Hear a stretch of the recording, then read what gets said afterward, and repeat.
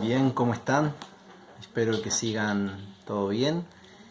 Ahora en esta oportunidad yo les quisiera compartir comentarios sobre el texto Experiencia y Pasión de Jorge La Rosa que les compartí, donde él va a plantear en primera instancia la cuestión esta de la relación entre experiencia y pasión. Pero comienza en el texto planteando una cuestión interesante que es, en la educación en general hay como dos perspectivas muy fuertes a la hora de pensarla, que es la cuestión ciencia técnica, el binomio ciencia técnica por un lado y teoría práctica por el otro. En la perspectiva en ciencia y técnica va a situar a la perspectiva positivista y cosificadora. Y aquí el sujeto propiamente de esta perspectiva es el sujeto técnico.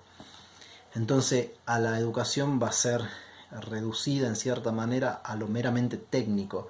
Por otro lado, una concepción donde la teoría y la práctica tienen una fuerte impronta, la perspectiva aquí es política y hay una fuerte y relacionada a la reflexión crítica. En este caso, las prácticas educativas están miradas desde sujetos críticos. Lo que nos dice Jorge La Rosa, una vez hecha esta introducción, es que él se va a situar en otra posibilidad de pensar a la educación, ¿sí? Más existencial sin ser existencialista, más estética sin ser esteticista. ¿Y eso qué significa? La va a pensar a la educación desde una palabra que para Jorge La Rosa, un filósofo de la educación español, importantísimo, actualmente sigue impartiendo diferentes conferencias, escribiendo libros, La P de Profesor, uno de sus últimos libros, y en los cuales a mí me interesa mucho porque él piensa con Bárcena, que nosotros vamos a ver, con Scliar, con Walter Cohen, con una serie de otros filósofos de la educación. Va a plantear con Magellan, con Martin Simons, va a plantear acá en Argentina Inés Dussel también, además de Carlos Scliar, van a plantear esta cuestión de la importancia de la poesía, de la literatura, de la narración en fuerte relación con la filosofía, con la pedagogía. En ese sentido, él va a proponer pensar en este breve artículo. Yo les di este artículo porque me parecía breve y a la vez introductorio a todo lo que tiene que ver con la experiencia. También podemos, acá este es un libro compilado por Carlos Scliar y Jorge La Rosa, Experiencia y Alteridad en Educación, y muchos, Joan Carles Melis, Ricardo Forster, Laura Duchaski, muchos autores de renombre con mucha trayectoria. Acá tengo una cita preparada, pero me parecía más breve y a la vez muy fuertemente relacionado con lo que acá, aunque acá hay un texto de Jorge La Rosa donde profundiza también la relación entre experiencia y alteridad en educación. Pero vamos al texto. Pensamos con palabras, dice Jorge La Rosa. No pensamos desde esa ratio occidental. Y va a decir ratio no solo significa pensar, no solo significa razonar, calcular, argumentar, sino que es dar sentido a lo que somos, es dar sentido a aquello que nos pasa. La experiencia es aquello que nos pasa.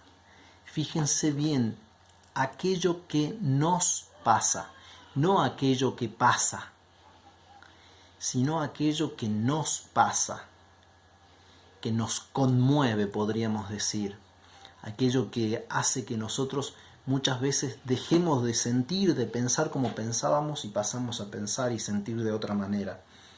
Es aquello que nos moviliza en nuestra manera de pensar y de sentir las cosas.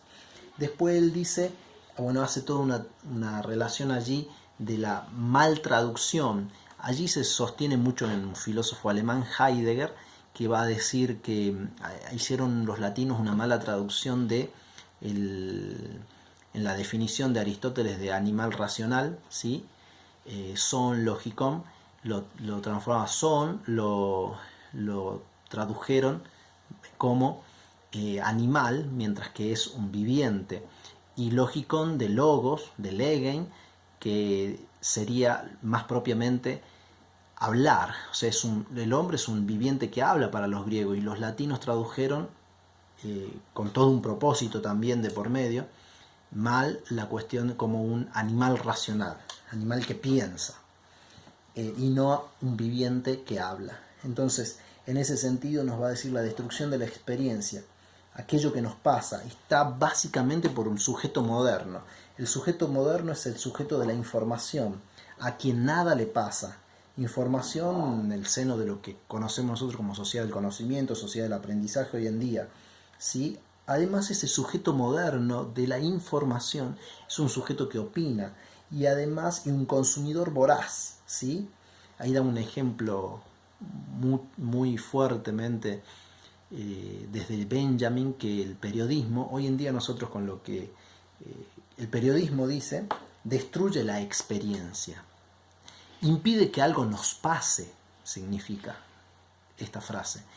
Fíjense que muchas veces, hoy en día, con todo lo que está sucediendo con el COVID-19, hay mucha información, estamos sobreinformados, hiperinformados. Es una sociedad altamente hipertecnologizada, hiperconsumista, hiperactiva. Todo el tiempo queremos saber qué pasa, cuántos muertes hay en el mundo, cuánto esto, cómo la pandemia. Bueno, siguiendo con el ejemplo de la pandemia. Entonces, fíjense cómo queremos saber, pero ya no por la sabiduría en sí, sino para estar informados, solamente para eso. Y eso va en contra de un sujeto de la experiencia, como vamos a ver. Es además un sujeto informado que opina, y un consumidor voraz es un sujeto que trabaja, hiperproductivo, hiperactivo. Y es un sujeto en ese sentido, ¿por qué atenta contra la experiencia? Porque no se permite dar tiempo, suspender el juicio, suspender y dar tiempo, escuchar. Entonces, todo eso va a tener que ver con el sujeto de la experiencia. Miren lo que va a decir. La experiencia requiere interrupción, requiere darse tiempo, espacio. El sujeto de la experiencia se define por su receptividad, por su disponibilidad, por su apertura. Es un sujeto expuesto. Miren qué interesante. Expuesto a la alteridad. Es un sujeto expuesto a la alteridad, expuesto al otro. Y expuesto quiere decir que es un sujeto que está siempre ahí afuera del sí mismo europeo, de ese sujeto centrado en el yo moderno, que también vamos a ver en el eje 2. Vamos a profundizar.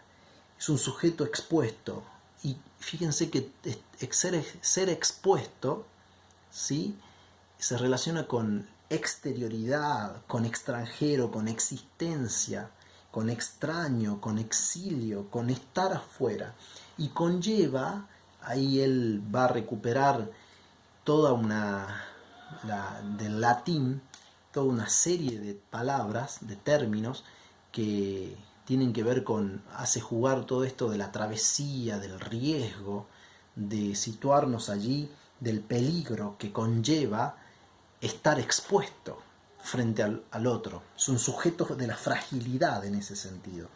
Y nos va a decir que es un sujeto de la pasión, y con esto quiero ir terminando, con esta cita. Fíjense, la experiencia es una relación en la que algo pasa de mí a lo otro y de lo otro a mí, y en ese paso tanto yo como lo otro sufrimos algo, algunos efectos, somos afectados. Para expresar todo eso me serviré de otra cita, esta vez del mismo Kafka, de cuando tenía 20 años, aunque tomada también del libro de Steiner. Si el libro que leemos no nos despierta como un puño que nos golpeara en el cráneo, ¿para qué lo leemos? ¿Para que nos haga felices? Dios mío, también seríamos felices si no tuviéramos libros, y podríamos, si fuera necesario escribir nosotros mismos los libros que nos hagan felices. Pero lo que debemos tener son esos libros que se precipitan sobre nosotros como la mala suerte y que nos perturban profundamente, como la muerte de alguien a quien amamos más que a nosotros mismos, como el suicidio. Un libro debe ser como un pico de hielo que rompa el mar congelado que tenemos dentro. Fíjense que qué interesante esto. Y más adelante sigue, y ahí finalizo. Cuando yo leo a Kafka, a Platón, o a Freire, o a Foucault, o a cualquier otro autor de esos que son o que han sido fundamentales en la propia formación o en la propia transformación, lo importante desde el punto de vista de la experiencia, del sujeto de la experiencia, no es ni lo que Kafka dice, ni lo que yo pueda decir sobre Kafka, sino el modo como en relación con las palabras de Kafka puedo formar o transformar mis propias palabras. Lo importante desde el punto de vista de la experiencia es cómo la lectura de Kafka o de Platón o de Freire o de cualquiera puede ayudarme a decir lo que aún no sé decir, o lo que aún no puedo decir, o lo que aún no quiero decir. Lo importante desde el punto de vista de la experiencia es que la lectura de Kafka o Platón o de cualquiera puede ayudarme a formar o a transformar mi propio lenguaje, a hablar por mí mismo o a escribir por mí mismo, en primera persona con mis propias palabras. Me interesa sobremanera que ustedes puedan apreciar esta relación fuertemente interesante entre educación y experiencia. Y también podríamos decir entre exterioridad, alteridad y educación.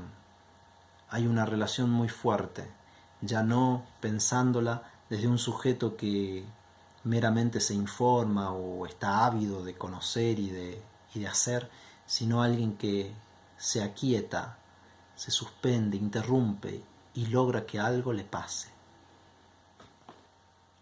Gracias.